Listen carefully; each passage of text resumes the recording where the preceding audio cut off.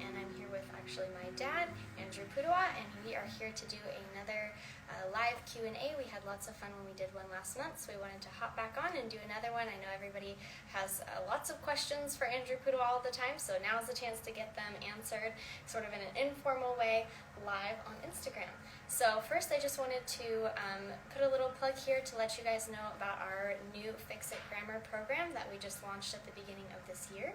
Do you want to talk a little bit about that? Sure, yeah. We this is actually the fourth iteration, and I believe the final. Fix It started as just a kind of interesting and good idea a long time ago, and then we expanded it again, and then as of the first of this year, we have the final hugely improved version. Differences between the one we've been selling for 4 years and the new one. They are levels instead of books. They are a larger font size, which is hugely important to me because I don't want kids struggling with the font size, especially younger children, and there's more space around it. So when you do the fixing, the marking of the parts of speech and the editing activities, it's just so much easier. That's great. The stories have been completely rewritten, so while we still have, say, Robin Hood, the actual content of the Robin Hood story is different. Okay. Probably the biggest and best improvement is that on the top of the student pages, rather than just kind of a list of things you're looking for, it's more like an actual checklist of how many of each thing. So the student can, make the changes, mark things, and then actually double check, did I get everything that was there? So it was like a game, now it's like a better game. Because you can know if you actually won or not.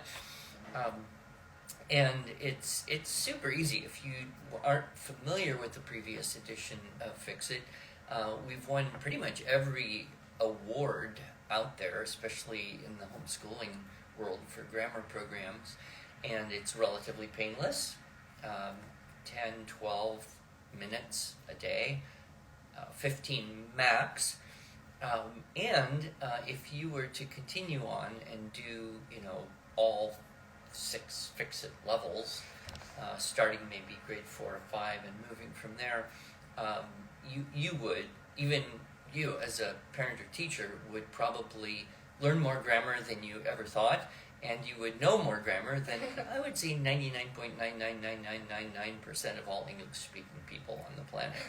So it's a super program, and if you are wanting to know which level to start with, you can go to, is it iw.com/fix? Yep, that's it. And we have guidelines there, and then you can, of course, call our customer service people or chat them if you prefer, and get a little more guidance on which level to start with. But we're very excited about this new release, and we'll just see what it brings. Everybody's already loving it. We have several different affiliates that we've been talking to who love it and have done some video reviews, so I'm sure you could do a quick search on YouTube and find some good information as well.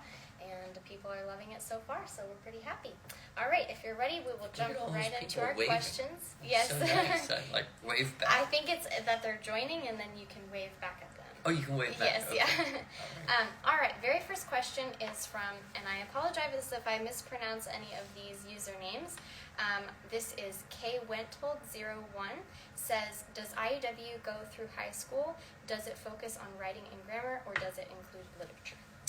Yes, we have materials that go all the way through high school, and many, many stories of kids who did, 2 or 3 or more years of composition and or grammar, and then go off and will take a PSAT or SAT, or just start taking classes at the community college, as you did. Yes, as I did. And do very, very well in the college environment. So, the place to start there for high school, I would suggest, would be the SSS level C. Yes. Year 1 level C. It's a great course. The kids in it were fantastic, and there is embedded grammar in everything we do, but you can also get a version of Fix-It, a level of Fix-It, not a version, bundled together with the SSS. Yes. In terms of literature, we have sold the Teaching the Classics course by Adam Andrews, which isn't really a curriculum, it's more of a you can keep talking teacher guidance course, teacher training course. But we put into the SSS literature suggestions that kind of thematically connect with the writing lessons. We don't, however, have a literature curriculum in the strict sense of that.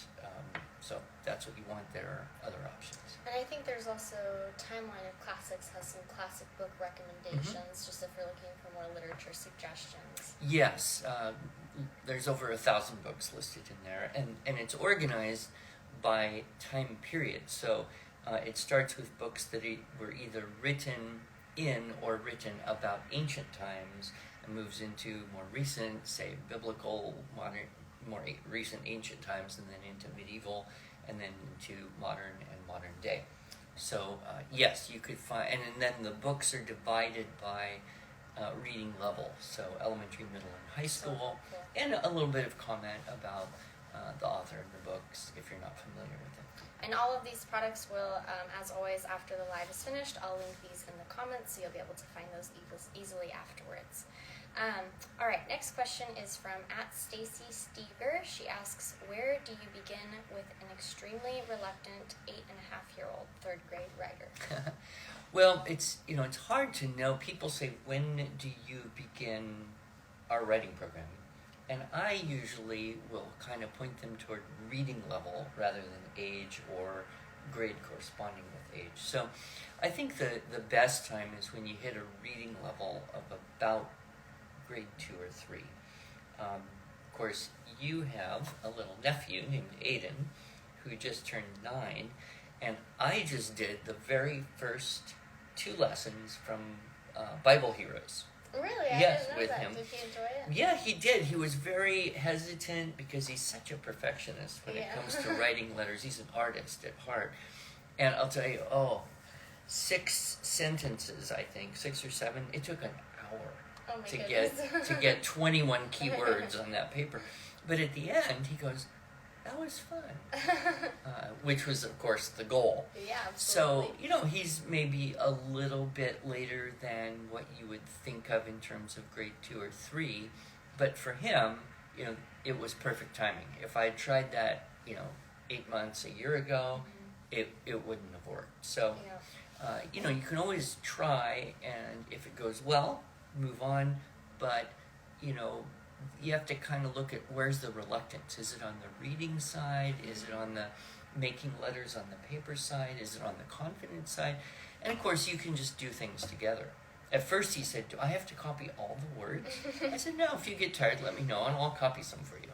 And then he never asked me to copy some for him because he wanted to do them all. So that's, I think 8.5 is generally the age where you can think about it.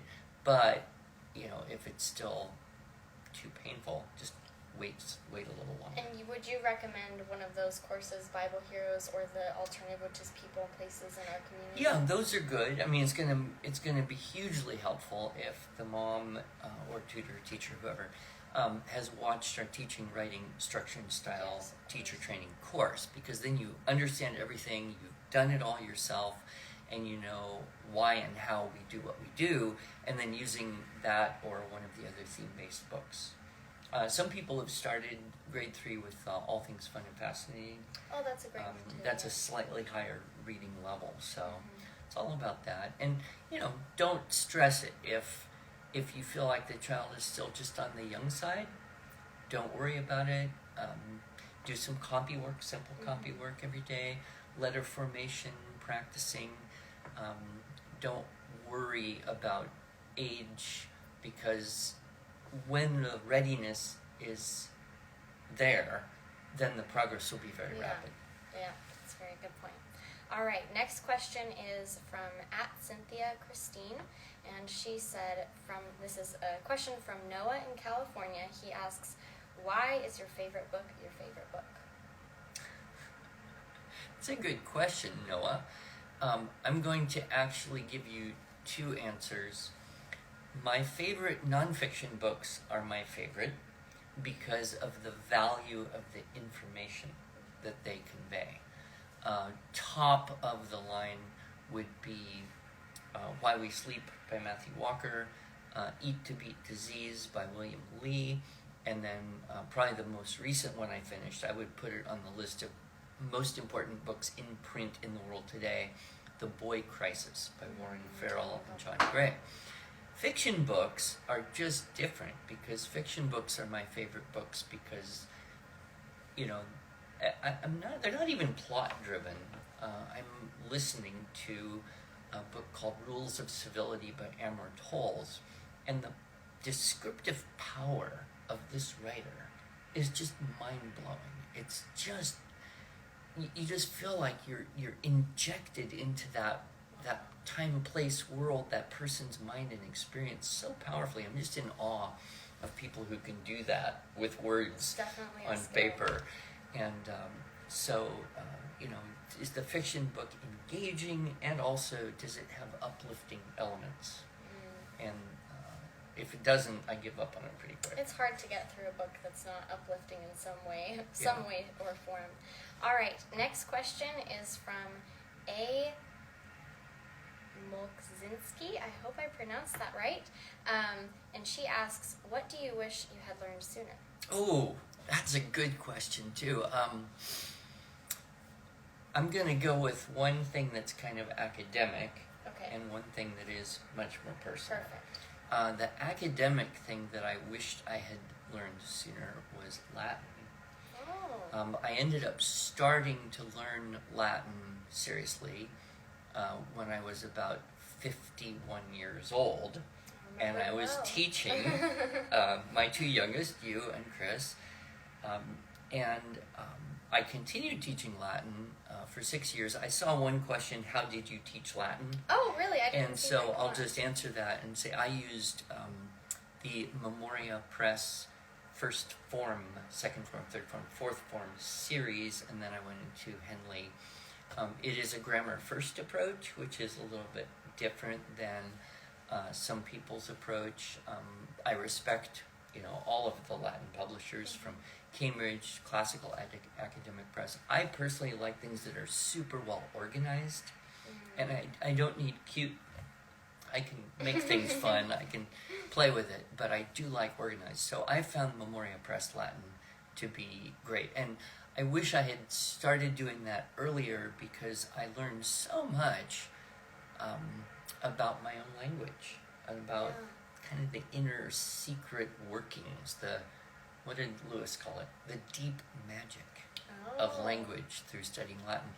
The other thing I wish I'd learned sooner is the incredible value of exercise, specifically resistance weight training and high intensive interval training, which as soon as I'm finished with you here, I will stop by the gym on the way to my next thing. And I hit it, a little late in life, almost 60 years old. You didn't let that stop you, though. But the last year has been the healthiest, best, greatest feeling that I've had for decades. And so I wish I can relate to that. All right, that was a great question. Next question is from @DA Puran. She says, how would you suggest introducing an 8-year-old to IEW? Is this too early? This is very similar to the question we had before. Right, and I saw another one passed by there, was, do you have to do structure and style before a theme-based book? The official answer is yes. If you want to do it well, then you should learn how the system works, invest the time in yourself, and you'll be a better teacher for the rest of your life. And it's not huge, maybe 12 to 15 hours to go through the whole thing. You don't even have to go through the whole thing. Go through the first And this is teaching, writing, structure, and style. Exactly. Teaching, writing, structure, and style. And then when you get the theme-based book, if you have an 8-year-old, you'll know much better how to use it. Is it working well? Should you wait a little bit longer? Can you just do things together? I would make the comparison. If I had walked into the gym with no help and just fooled around with stuff, I would have given up on very short order, thinking I can't do this. But because my son, your brother, is probably the best personal trainer in all of Oklahoma, that would be my guess. But because he was patient and showed me step by step, for the first few months, then I was able to do things with confidence. And I think there's a comparison there. If you do the teaching, writing, structure, and style, and you learn it, and you really understand it, you can teach with our materials, or without buying anything else, with confidence. But if you don't, if you just try to buy the thing and give it to the student, it's just never going to work as well. But then on the other side of that, if you're in a position where you don't necessarily have the time or the resources, that's kind of why we created the structure and style for students, is a little bit more of that, obviously still involved, but just gives you the ability to be a little bit more, your children to be a little bit more independent with their learning. Right, your additional time investment is much less. Yes. But you still have the foundation. Yes, absolutely. All right, the next question is, I think those are all the ones I had written down. Let me go through here. I saw several pop up, so let me take a minute. All right.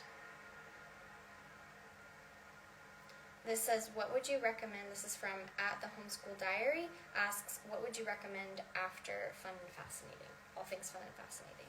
Okay, well, if that went well, probably either the Structure and Style for Students, Year 1 Level A, or if you want to stick with a theme-based book, maybe the Ancient History based writing lessons, which is at that same kind of level A reading level. All our stuff is color-coded, so if it's got a green stripe or a green cover, it's level A, meaning the reading level of the source text, and the pacing of the style techniques is about grade 3, 4, 5.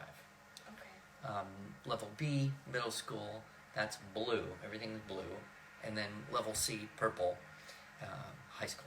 And I think there's a few confusing things on our website where you'll see multiple grade tags on one item. That just means that multiple students could do it. But again, that color coding is where the reading level is at specifically. Right. And of course, if you have questions or you're unsure, you can chat or call our customer service team. They're amazing, and they'll be glad to talk with you. Each student is so individual that I think we really promote kind of a tailored approach to each student. What specifically does your student need, and that's how we determine what our recommendation for where to move next. And anyone can call and talk to one of our highly qualified. Almost all of our customer service staff that serves particularly homeschool questions is either a homeschool kid grown up like you, or a homeschool mom who taught our program for years, and those kids are now grown and they're working with us. There was a good question in there, what to do to improve reading comprehension. I saw that. And what's fascinating is that we have found both, in terms of people commenting, but also on test scores with school districts, that just doing keyword outlines from source text and then telling back the content has improved reading comprehension. It's so fascinating. And the reason is kids can kind of watch words go by, and you say, well, did you read it? Yeah. What did it mean?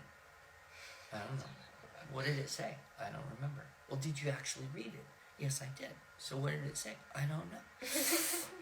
But when you have to read something, stop and ask yourself a question, what are the key words in this sentence?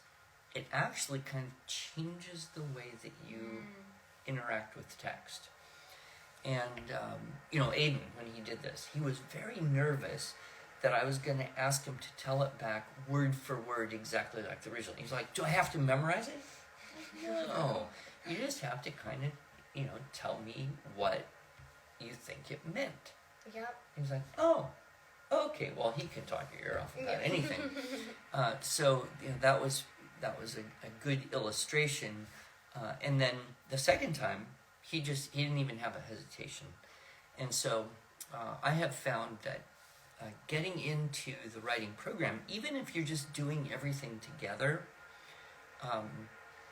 will positively affect reading comprehension. If the student is old enough. But I would think around that grade 2, grade 3. I think when you get in the habit of reading something in a certain way, I know this for myself personally, that after having done years of IEW, it still kind of sticks with me that when I'm reading something, my brain just wants to pull the key words. So I think when you get in that habit of it, it translates even later on in life and into other areas, even if you're not, the purpose of reading something is not to find the keyword outline, you're still kind of grabbing at those words just because your brain is in the habit of it. Right, and I've even seen and heard students who have to go to a class and take notes Yes, from a lecture, and a college class or something, and they learn to take notes using keywords rather than writing whole phrases, clauses, or sentences, so they can be a whole lot more efficient in transferring ideas.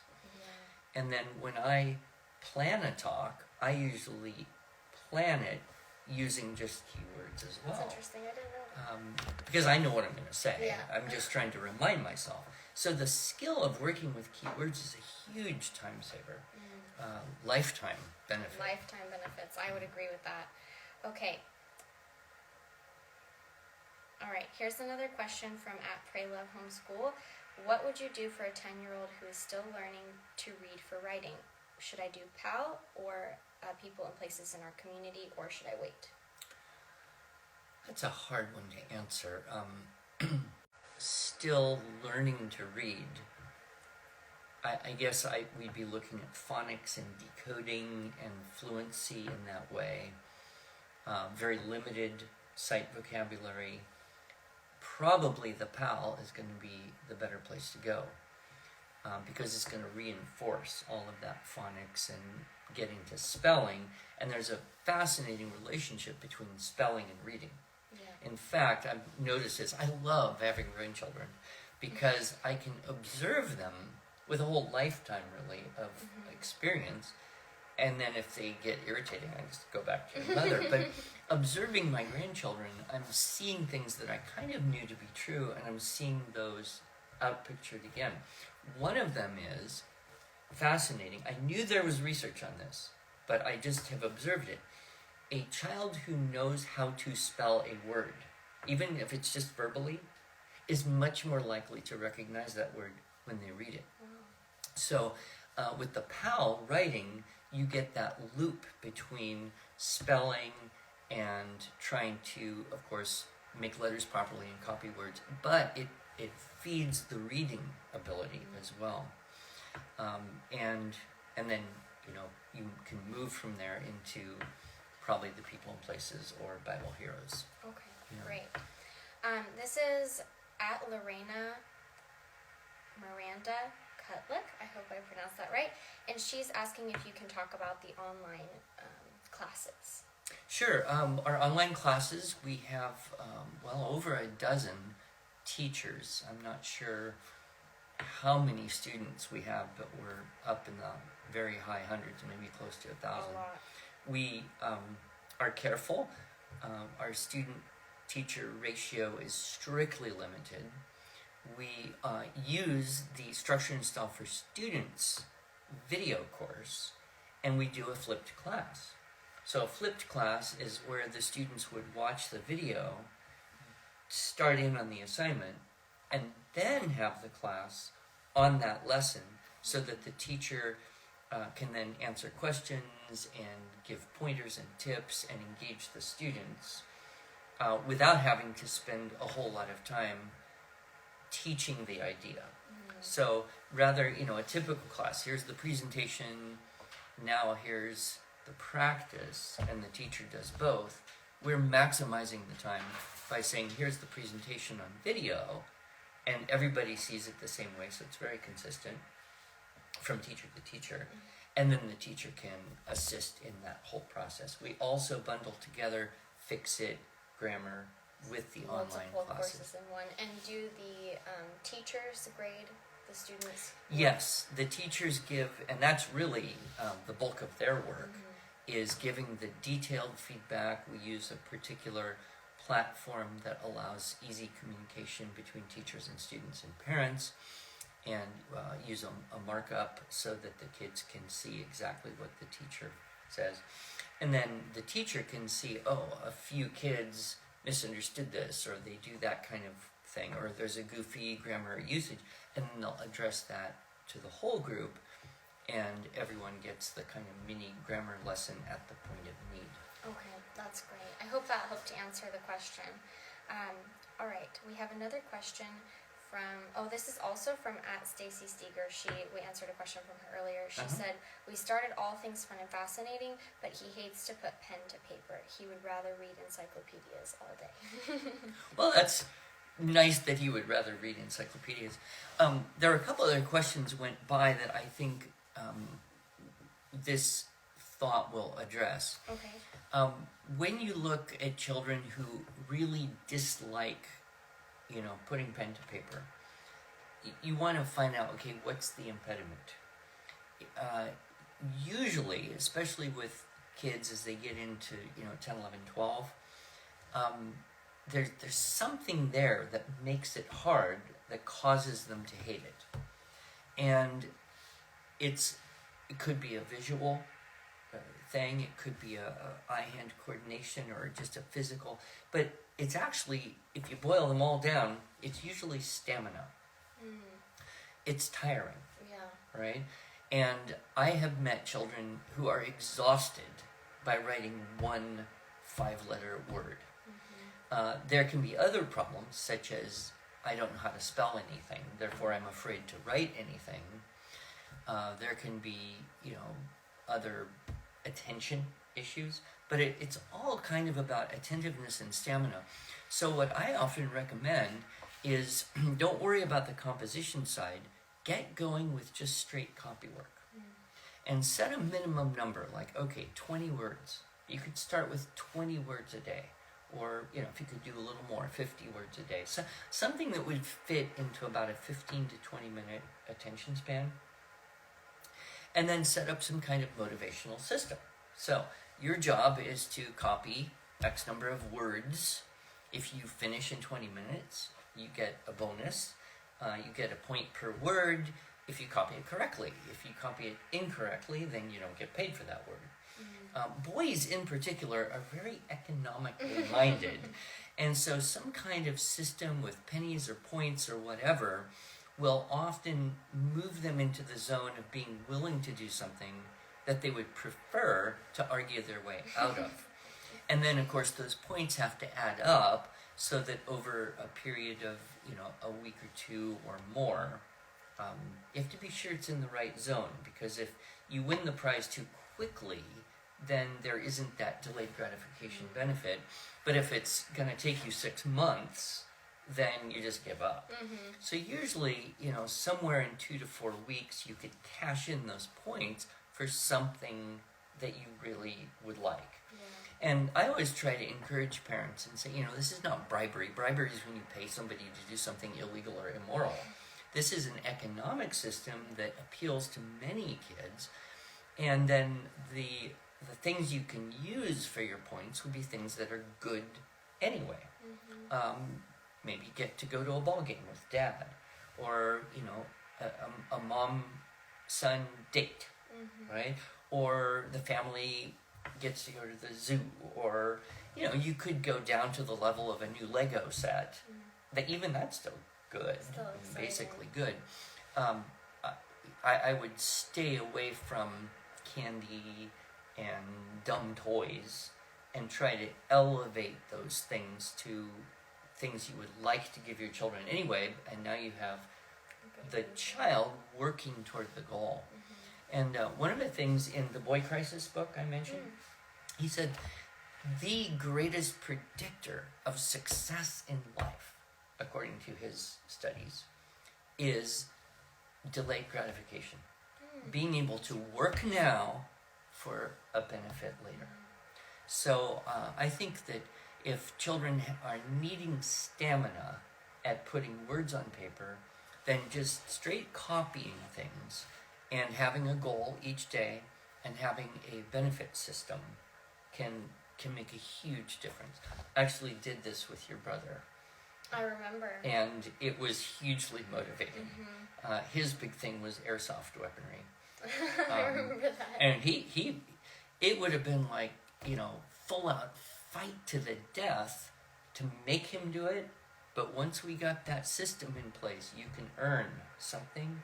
He was all in and never complained. And for anybody who doesn't know, my brother Chris was dyslexic growing up, so he had a very unique set of challenges, and I think that motivation system was very beneficial. There's also a podcast that they interviewed Chris in the podcast and just his personal experience. I know a lot of parents want to know when they have younger children how this will affect them growing up, so I think that's a really interesting perspective to hear his side of it. His podcast was so encouraging to everyone because he really talked a lot about some of the advantages he had. Yeah, he views it as a gift very much. Even though he didn't read a book till he was 12 years old, the advantages he perceives, and of course, after that he's straight A student at college and whatever he wants to do. And a successful personal trainer. Very I will link that podcast in the comments for this as well, so you can take a look at that.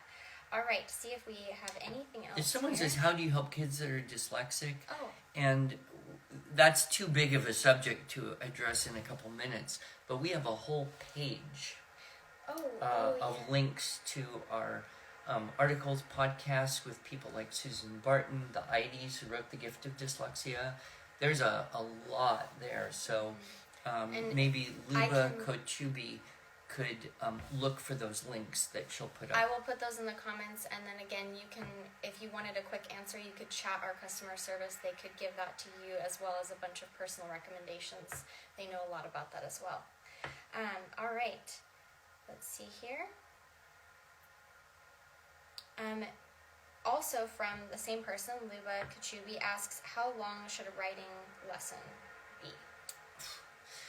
Well, that's hard to say. If you're working one-on-one with a child, there is kind of a magic formula, and this is true for anything, whether it's writing or, of course, my background in teaching music. I would coach parents about practicing the violin at home with their kids. And that is, try to stop just before the child is tired. So what happens with children is they have this attention curve, and so they're getting interested, a little more interested, a little more interested, a little more interested, doing really well, and then it's like straight down. They get to the peak, and then they're just done. I'm exhausted. If you stop anywhere before the peak of that curve, the kind of aftertaste is, that was fun. I could do more of that. If you go past the curve, which is the tendency a lot of parents have, is, oh, it's going so well, let's force it to keep going well so we can accomplish more. You're trying to be up here, the kid's way down here, and he says, I'm done, get me out of here. And so it's better to stop anywhere before the peak. Now, for some kids, that could be 2 hours, and for other kids, it could be 20 minutes. I have learned very interesting information about cycles of attentiveness, and this carries over into sleep, and we have circadian rhythms that are with the sun. We also have circadian rhythms that are internal, and most of us go in 20-minute cycles. So that's why we tend to do things for an hour, because it's 3 20-minute cycles, and then we're pretty much done. Or schools will do 45 or 50-minute classes, knowing they've got maybe 2 20-minute cycles. With kids, going for a 20-minute target for a young child, and then just stop before the end of that is pretty safe. And then if the child's like, no, I can do more, then you could get into another 20-minute cycle. But just fascinating stuff about that. Great. That's fantastic. Okay. Oh, that's a really good question. Pray Love Homeschool. Do you think kids should read hard books, classics, early, or wait till they are older to appreciate it more? I would tend to go on the latter in terms of independent reading. Okay. You throw a Dickens novel at a 13-year-old.